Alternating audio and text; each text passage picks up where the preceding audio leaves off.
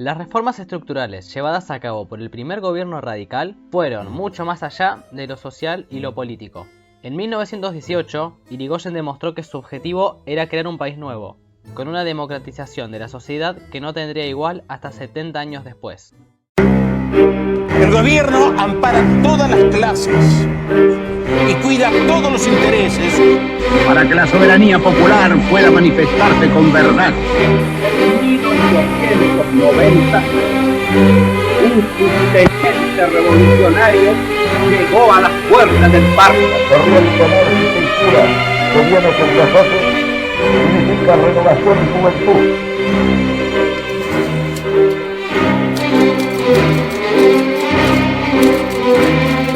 La llegada de Hipólito Yrigoyen a la presidencia el 12 de octubre de 1916 alentó la modernización de muchos aspectos de la vida social. Hacía años que se oían reclamos en las universidades contra la enseñanza rígida y lo anticuado de muchos contenidos. En ese contexto, la Universidad de Córdoba resultaba ser la más conservadora, y fue justo allí, en Córdoba, donde se inició el levantamiento estudiantil.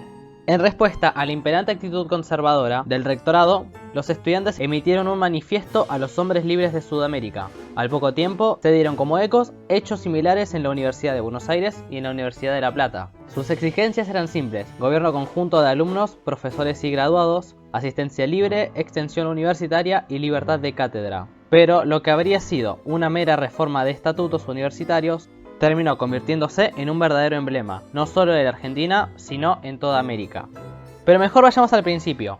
A finales de 1917, el rectorado de la Universidad de Córdoba suspendió el internado para los estudiantes de la Facultad de Ciencias Médicas, alegando escasez económica. Tras que sus reclamos no fueran escuchados, el colectivo universitario, en la calurosa tarde del 4 de diciembre de 1917 y dirigida por Alfredo Degano, emite un petitorio solicitando la intervención del gobierno nacional, mediante el ministro de Justicia e Instrucción Pública, José Salinas. Uno de los líderes reformistas afirmaría que para 1916 en la universidad primaba la enseñanza utilitaria y dogmática, heredera de la política de los últimos 40 años. Se seguía el criterio mercantil de la política, se seguían las prácticas coloniales, incluso en la Universidad de Córdoba se daban más horas de religión que de filosofía, yendo completamente a contramano de la tendencia modernizadora global. En La Plata se multiplicaron los reclamos, a lo que el gobernador de la provincia de Buenos Aires, Marcelino Ugarte, mandó a la policía a reprimir brutalmente, acusando a los estudiantes de terroristas. La propuesta reformista cordobesa iba más allá de ser una mera cuestión puntual. Buscaba plasmar en la vida académica los cambios que se venían dando en la sociedad. El ascenso de la clase media, que ya había vencido la oligarquía en las urnas, ahora buscaba vencerlos también en las aulas. Al poco tiempo, los estudiantes de ingeniería presentaron un petitorio similar al presentado por sus compañeros de ciencias médicas, en este caso por la implementación de un rígido sistema de asistencia. El 30 de marzo de 1918, antes del inicio de clases, Ernesto Gavier, secretario general de la Universidad de Córdoba, en prevención de manifestaciones, solicita a la policía una vigilancia especial en la universidad, a lo que el jefe de la policía responde: sirva indicarme por nota la cantidad de tropa que desea. La rigidez del sistema preexistente, sumado a la voluntad indubitable de los jóvenes de provocar un cambio, llevó a las primeras muestras de organización estudiantil. La primera sería la formación de un comité pro reforma en la Universidad de Córdoba, integrado por delegados de las facultades de Derecho, Medicina e Ingeniería.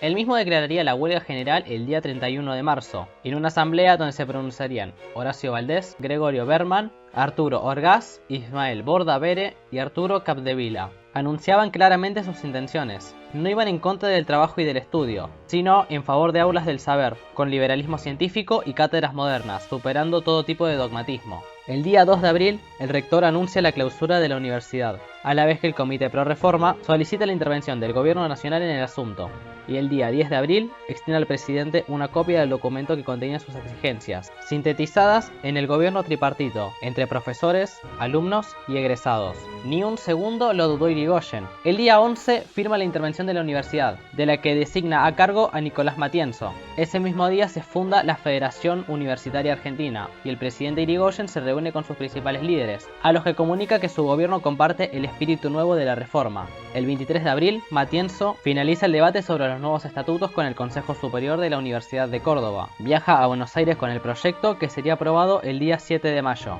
11 días más tarde se crea la Federación Universitaria de Córdoba, en reemplazo del Comité Pro Reforma, y el día 15 de junio se dan las elecciones para conformar el rectorado de la universidad. Hay 3 candidatos: el doctor Nores Martínez, de tendencia conservadora, el doctor Enrique Martínez Paz, quien es el candidato de los estudiantes, y Alejandro Centeno, de una postura más bien moderada. En primera vuelta, Nores Martínez vence por la mínima a Martínez Paz, y en segunda vuelta, los votos de Centeno se van casi en su totalidad para Nores Martínez, lo que dejaba de manifiesto la traición de los profesores liberales a los estudiantes. Inmediatamente responden los estudiantes. En el propio despacho del rector se firma la convocatoria a huelga por tiempo indeterminado.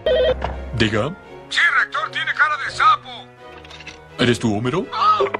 A la vez que colocan un cartel que dice: se alquila en la puerta de la universidad. Para las 6 de la tarde, unos 1000 estudiantes firman el manifiesto en favor de la huelga, a la vez que comienzan a recorrer la ciudad. Los estudiantes entonces cortan cinturones sacerdotales en cintas que colocan en sus solapas, de manera que esa franja morada en sus pechos se volvería símbolo del movimiento estudiantil. A la huelga adhieren además las Federaciones Universitarias de Buenos Aires, La Plata, Santa Fe y Tucumán. Los estudiantes coincidían en que se había dado una simple reforma estamental, pero que las estructuras de poder previas a la reforma se habían mantenido. Consideraban que va más allá de la mera lucha estudiantil. Se trataba de traer al ámbito universitario la lucha contra la oligarquía. Entonces deciden pasar al siguiente nivel: manifestarse públicamente y dejar a juicio de la sociedad lo que ocurre. Así, en su apoyo salen la Federación Obrera de Córdoba, así como múltiples personajes de la época, como José Ingenieros, Alfredo Palacios, Juan B. Justo o Leopoldo Lugones. Una semana luego del inicio de la huelga, el 21 de junio de 1918, la cúpula del movimiento reformista considera el manifiesto que sintetiza las intenciones del movimiento, redactado por Deodoro Roca. El Manifiesto Liminar será publicado días más tarde en la Gaceta Universitaria. En él sintetizan su crítica a la antigua dominación monárquica y monástica, la cual se ejerce por medio de algún derecho divino, imponiéndose así a la voluntad popular. Expresan la necesidad de un gobierno democrático, donde se enseñe mediante la fuerza del saber y no mediante la disciplina rígida. Aseguran que el interventor Matienzo solo ha servido para prolongar la dominación de una casta de profesores. Criticaban las irregularidades en la elección del rector y se exige la democratización de las aulas. Durante todo el mes de julio se lleva a cabo en Córdoba el Congreso Nacional de Estudiantes. Si bien no había un acuerdo general sobre hasta dónde debía extenderse la reforma, sirvió para expresar las nuevas bases de organización de las universidades, no solo en Argentina, sino en toda Sudamérica. Y a finales de ese mismo mes, el presidente Irigoyen envía al Congreso un proyecto de reforma que alcanza los 3 niveles de educación. El 7 de agosto, el rector Nores Martínez firma su renuncia, por lo que asume el mando de la universidad el ministro de Justicia de la Nación, José Salinas. En un ambiente de tensión que aumenta más y más, el 9 de septiembre, 83 estudiantes toman la universidad y la declaran abierta. Tras que fueran detenidos y que Salinas llegue a la ciudad, procede a reorganizar la universidad. Y con la reapertura de la misma, el 11 de octubre, el movimiento estudiantil había triunfado. ¿Pero qué es exactamente lo que ganaron? Gobierno conjunto de estudiantes, profesores y graduados. Asistencia libre a clases para que los alumnos que trabajen puedan aprobar sus materias. Docencia libre, cátedras diferenciadas y la extensión universitaria. Logros que serían el ejemplo para que el movimiento estudiantil se extendiera por toda Latinoamérica. El gobierno nacional extiende la reforma a la Universidad de Buenos Aires. En 1919 sanciona la ley 10.861, creando la Universidad del Litoral, la cual organiza en base a los logros alcanzados en la reforma de 1918, y en 1921 nacionaliza la Universidad de Tucumán, lo que le ganaría la profunda simpatía del movimiento estudiantil y marcaría el inicio del rol protagónico que juega la universidad pública en la política argentina.